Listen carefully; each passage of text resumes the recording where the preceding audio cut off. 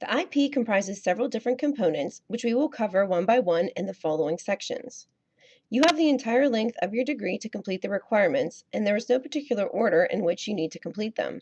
However, you should consult with your advisors each semester to make sure that you are staying on track with and planning for the various components.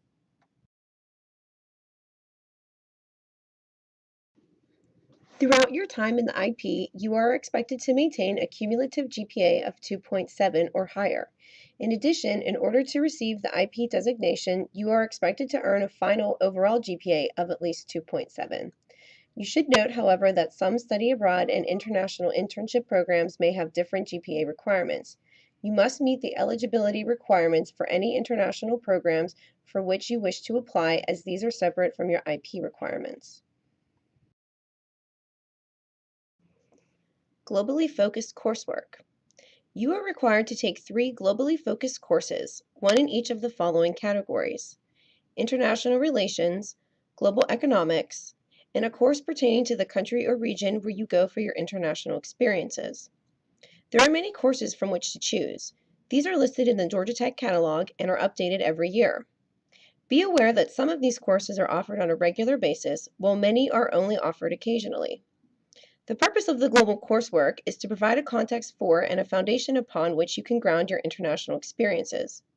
It is ideal if you can complete your globally focused courses before going abroad, but you are allowed to take these courses at any point. Each course must be taken for a letter grade. You cannot use AP credit or transfer credits for these courses. One exception to this is transfer credit earned on Georgia Tech exchange programs. You will learn more about this in the petitions section. If you make strategic decisions when registering for your global coursework, these courses should not add time or credits to your degree. Rather, they should help you fulfill major requirements or general degree requirements such as humanities and social science electives. For example, many students in different majors are required to take an economics course for their major. If you take Econ 2101, a global economics course, this could count for both the IP and your major in many cases. Another example: many students are also required to take an ethics course for their major. There are courses on the IP-approved list which could count for your international relations category, your ethics requirement, and one of your social science electives. Talk about efficiency. You must be sure to consult with your academic advisor when registering to verify how courses will count. They will be able to point out certain things such as conflicts with other major or minor requirements.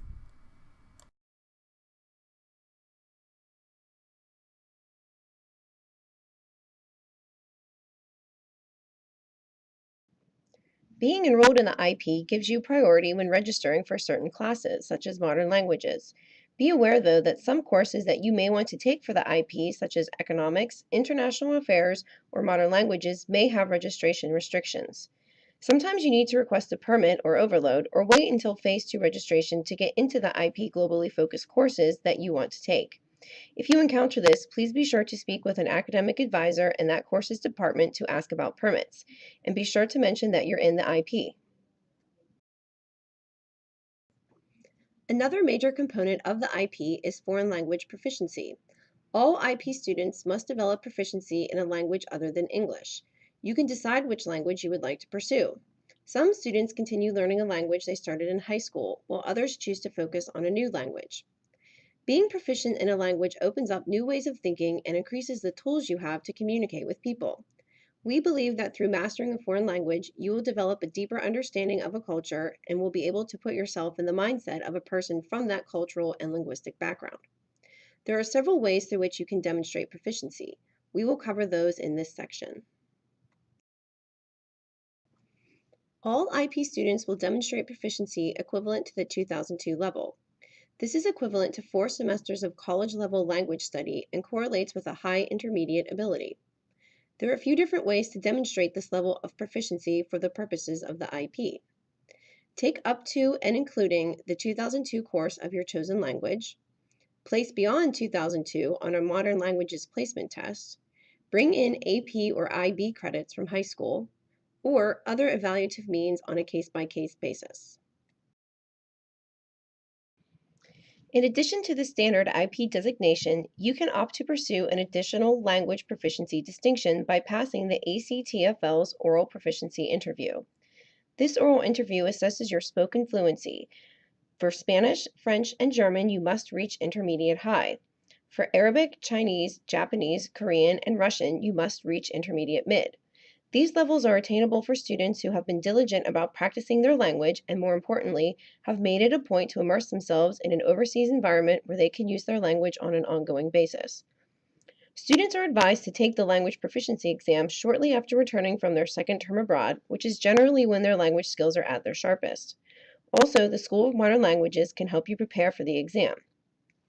Georgia Tech pays for you to take the exam once. If you do not achieve the required proficiency level, you will not receive the extra distinction, but will still qualify for the standard IP designation, assuming that you've met the basic language requirements.